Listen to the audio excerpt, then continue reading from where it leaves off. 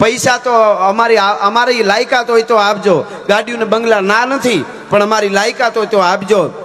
પણ આ બેઠેલા બધાના કુળની આબરૂ કાયમના માટે હાંચવી લેજો. એનાથી મોટું જગતના ચોકમાં બીજું કાંઈ ન હોઈ શકે સાહેબ. એટલે એવી વાતો આપના આગળ મારે ગીતો વાતો જે આવે ગાવું છે, મોજ કરવી છે. આવી તીર્થભૂમિ છે. તમે જુઓ તો ખરા ને, એમાં શિવ કથા, પરમ પૂજ્ય ગિરી બાપુના સોમકેથી શિવ કથા, અહીંયા ભાગવતના પાઠો છે, અહીંયા શિવ કથા છે. વિષ્ણુ યાગ યજ્ઞ હમણાં જેમ વાત થઈ એમ એ વખતે કર્યો હોય તેદું એમની પરંપરા જાળવીને આજે વિષ્ણુ, જ્યાં પાંડવો પણ આવ્યા હોય, જ્યાં દ્વારકાધીશ આપણો બાપ પોતે આવ્યો હોય, અને જ્યાં તર્પણ કર્યું હોય, પિંડારું કર્યું હોય, જ્યાં અને લોઢાના પિંડને જેદી તારવા હોય ને એ ભૂમિમાં હું તમે બેઠા છે. આ અસ્તિત્વનું કામ છે. આ ખાલી એમને એક નેકરી કથા નથી. અસ્તિત્વ દુનિયાને ખબર પડી છે કે આ ધરતીમાંથી આવી છે. જ્યાં સમુદ્ર જે ઘૂઘવાટા મારે છે ને એની લેરે લેરે છે ને દ્વારકાધીશના રણકાર, મહાદેવના હરહરના નાદ થાય છે. અને મેં કીધું એમ બાલ ઋષિ, કણવ ઋષિ, અગસ્ત્ય ઋષિ અને દુર્વાસા ઋષિ છે, એની તપોભૂમિ છે. અહીંયા બધુંય છે. અને એમાંય પાછા શિવ વિવાહ થાય તેથી 15 દીકરીઓ, 15 યુગલ છે, એ પ્રભુતામાં પગલા માંડશે. એ સમૂહ લગ્નો છે. ને એકવાર જોરદાર તાળીએથી વધાવો. તમે અદ્ભુત આ કામ કર્યું છે. આ ડૂમ મેં જોયું ને, ડૂમ આ પાકો ડૂમ છે. આ એક ડૂમમાં તો 2-3 જ્ઞાતિના સમૂહ લગ્ન થઈ જાય અમુકના. એટલો જ ખર્ચો આ ડૂમમાં થાય. આ બહુ મોટી વાત છે. એટલે પણ આ તો દ્વારકા વાળો દેહ ક્યાં કાંઈ ઘટવાનું છે. એટલે પ્રેમથી આવી રીતે આપણે જાગવું જોશે. હું તો હમણાં કહું છું મારા પ્રોગ્રામોમાં કે સનાતન માટે આખી ચેનલો આવી ગઈ છે હિન્દીમાં ઓલરેડી, ઇંગ્લિશ, હિન્દી. હાવ ખોટું ન બોલવાનું કૃષ્ણ ઉપર, રામ ઉપર, સીતા, મહાદેવ, દેવ, આપણા ઋષિ બધા ઉપર બધું ઓલરેડી તૈયાર થઈ ગયું છે. આપણે આપણા બાળકો સુધી, દુનિયા સુધી સાચું નહીં પુગાડીને આવું નહીં કરતા રહી તો ઓલા તો ઓલરેડી પહેલેથી તૈયાર જ છે. એની પાછળ જે રૂપિયા, ઘણા શું કે તમે આવું કરશો એટલે કે રૂપિયા બહુ બગાડે છે. આપણે બગાડતા જ નથી રૂપિયા. તો આ તો આપણા સતમાર્ગે જાય છે. બાકી રૂપિયા વાપરે છે ઓલા બીજા ધર્મમાં લેવા વાળા. એને તમે એના આંકડા તમે જોવો તો તમને મગજમાં ન બેહે. એટલે આજે આપણે પૂજ્ય સંતો અહીં બેઠા છે એટલે મારે કહેવું છે, ન બોલવાનું બોલાય છે. હવે હું તો એમ કહું છું કે આપણે સાચા ઇતિહાસો, હવે રાધા કૃષ્ણ પ્રેમની વાત આવે તે કે રાધા અને કૃષ્ણ પ્રેમ કરતા હતા. અરે તમારા ગોરખોદિયા જેવા મોઢા, ક્યાં અમારો કૃષ્ણ કનૈયો 11 વર્ષ 52 દિવસનો હતો તેદીની રાધાની આ બધી વાત છે. પછી 32 વર્ષના થયા ત્યાં સુધી ભલે મથુરામાં રહ્યા, પણ હવે અહીંયા તો શું છે, હેલું પડે એને જોડી દેવાનું. આ શિવ કથા છે. તમે જો શિવરાત્રી આવે ને, શિવરાત્રી એટલે ગાંજા ગોતે ને ભાંગ ગોતે બાપુ. ઈ કે આપણે મહાદેવનો મહિનો, મહાદેવ ભાંગ ન પીવે ડોહો. ઈ ગાંજો ન પીવે, ઈ શિવ છે, મહાદેવ છે. અને જો એના જેવું જ કરવું હોય તો પેલા અજગર ગળામાં નાખની ખબર પડે.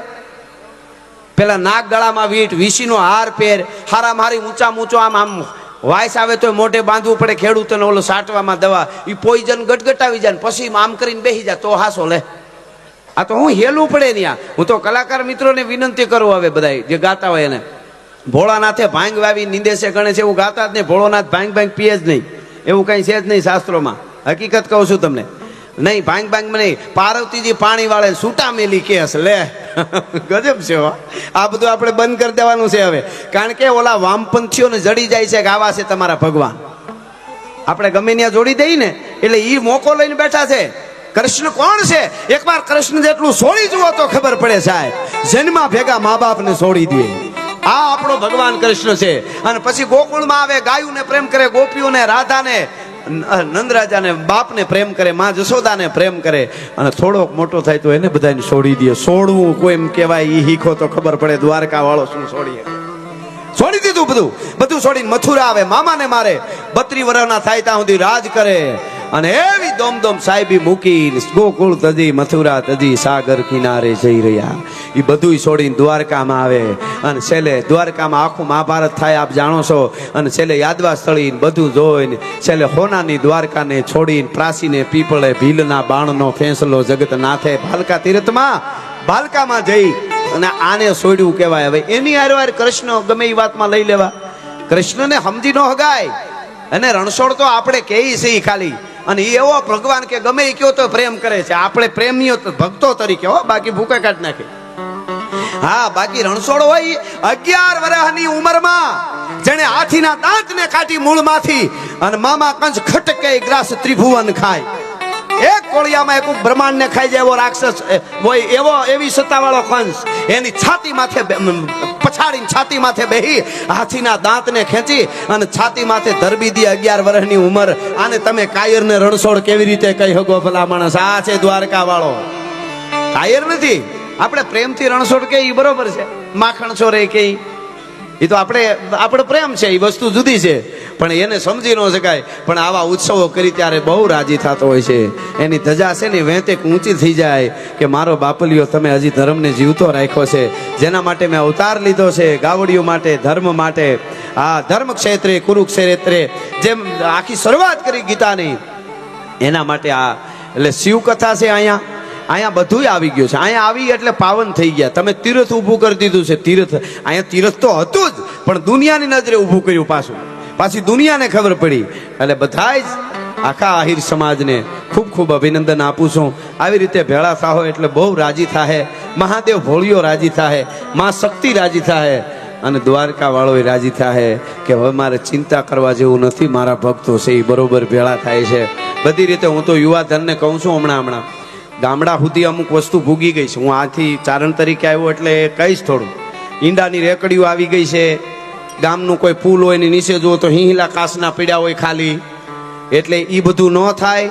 અઠવાડિયે ભેળા થઈને તમે ગીતાના પાઠ કરો, જુવાનડાઓ ફ્રી થાવ ને જે તમારું ગામડું હોય ગામને સોરે હનુમાન ચાલીસા બોલો, કૃષ્ણના ધૂનું બોલો. એ હાથથી તમે શરૂઆત કરજો. હાથથી 70 ને 70 માંથી 700 થાય તમારા સંગઠન મિત્રો હો, જ્ઞાતિ જાતિ કોઈ પણ હોય, બધાય ભેળા થાવ. એમાંથી તમને બિઝનેસ કરવાનું મળશે, એમાંથી તમને બીજું ત્રીજું તમે એક થાઓ અને તમે આગળ વધશો.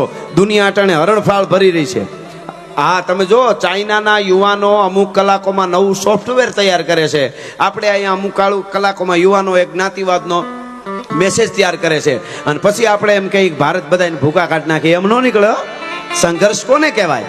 સંઘર્ષ કર્યો છે. આપણા શાસ્ત્રો વાંચી, આપણા ઇતિહાસ વાંચી તો ખબર પડે સંઘર્ષ કોને કહેવાય. સતત જાગ્રત રહેવું, આપતું રહેવું. હું ગઈકાલે મેં કીધું તું ને આજે કહી દઉં. જ્યારે યુદ્ધો આવતા હતા ને, મોટી મોટી સેનાઓ આવતી હતી ને માથે બાદશાહોની, તેથી 18 વરણ એક થઈને જોડાઈ જતો હતું. ખેડૂતો એના ખેતર હળગાવી દેતા. બાપુ, ખેતર હળગાવી દે ખેડૂત. ડુંગરોમાં વયા જાવ એટલે દુશ્મનોને દીકરાઓને એક કણ ન મળે. ખાય હું કુવા પૂરી દે, પાછા ગાળી દે. હું માલધારી હોય તો એ પશુપાલન લઈને ડુંગરમાં વયા જાય. જોઈએ એટલું દૂધ આપશું, માખણ ઘી કરવું નથી, તમને ખવડાવવું છે. દરજી છે અમે કપડા પૂરા પાડીશું. ઉતાર કે રથ બીજું ત્રીજું અમે બનાવીશું. લુહાર કે અમે તરવારો બનાવશું. વણકર હોય તો અમે કે વેજા વણીશું, અમે ઈ કરશું. વાણંદ હોય એને એનું કામ સંભાળી લીધું. ભીલો કે કોળી ભીલ બીજા ઠાકોર જે કાંઈ હોય, સેનામાં બધાય જ્ઞાતિ જોડાઈ જતા હતા, એક થઈ જતા હતા. શું કામ? યુદ્ધ આવ્યું છે. હવે પાછું વેપારીઓ એમ કહે છે કે અમે અમારા વેપાર બધા છોડીને તમારી યારે તમારા વેપારમાં કાંઈ નથી જોતું. ત્યારે 5000 વર્ષ પછી મંડપ બાંધી હકી છે, ગીતા ભાગવત ને શિવ કથા કરી હકી. નકરે રામને ધન લાગી દીએ કોક ઉભા મોરન્યું, એમ ન થાય કાંઈ. બહુ મોટી વાત છે. કહેવાનો અર્થ મારો એટલો છે કે આવી રીતે આપણે એક થતા રહીશું. ધર્મ અંદર જગાડવો જોઈએ. હવે ધર્મને જીવનમાં હવે ઉતારવો જોઈએ. સાંજ પડી આપણે પેલા આપણા બાપ દાદા ઠાકર આરતીએ જાતા ને બધું કરતા. હવે આપણી કારણ કે એટલો વખત નો હોય, બિઝનેસ ફલાણું ધંધા, પણ ગાડીમાં દી આચમે ને એટલે ઘડી ખાલી ગાડીમાં બેઠા બેઠા પગરખા કાઢી અને એકાદી માળા ને એકાદી સ્તુતિ કે જે માનતા હોય દ્વારકા વાળાની, મહાદેવને, માતાજીને કે હે મારા બાપ 21મી સદીમાં આવા હાવ ટેસડા સુખના ખટારા ઠેલવા છે, એમાં તે અવતાર આપીને અમે મોજ આપી છે. દ્વારકા વાળા તને વંદન કરું છું, એથી વધારે બીજું શું જોઈ? આટલું કહેશો ને જિંદગીમાં કોઈ દી તમને તકલીફ પડવા દે તો એ દ્વારકા વાળો ન કહેવાય, ભલા માણસ આપણો બાપ ન કહેવાય. એટલે મારે અહીંયાથી ગીતો વાતો કેવી છે, પણ મને મારી જ એક કડી યાદ આવે છે. તમે આટલા ભેળા થયા એટલે પેલા એ ગાય પછી દુઆસનથી શરૂઆત કરો કે પાર કાંગાડા એ જી પાર કાંગાડા મામા એ જી પ્રાણ આપે અને રાને આપે લઈને રાજ એ જી પાર કાંગાડા પ્રાણ આપે અને રાને આપે લઈને રાજ. અમને ચારણ તરીકે પૂછે કે આયરની ઓળખાણ તો દિયો તરાક, એટલે કહું છું આ અને રાને આપે લઈને રાજ. દરિયાના કાંઠે જાજો તમે, પાણી દોડી દોડીને આવે. વીળ આવે ને દ્વારકા જાવ તો આવે. ઈ શું કામ દોડી દોડીને કાંઠે આવે છે? ગોથા મારવા નહીં, મોઢે ફીણા વાળવા નહીં હો. આ મારી કડી છે, સાંભળજો. એ જ પારકા ગાડા, એ જ પ્રાણ આપે ને રાને આપે લઈને રાજ. હા હા, એવા જોવા કુળ આયરના અને કાંઠે આવે નીર હાયરના.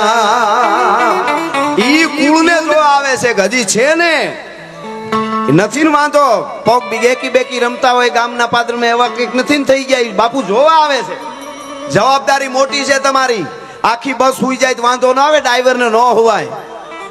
એમનેમ નથી ભેળા કર્યા, એટલે બહુ મોટી જવાબદારી છે. તમે આપવા વાળા છો. આયર નો આયસરો એટલે કીધું ધન ખૂબ કમાવો, તમારી તાકાત હોય એટલું કમાજો. એ સબ માયા હે ઈચકા ક્યાં કરે એમ ન હાલે. કાલે આ બધા બિલ ભરવા પડે છે પાછા.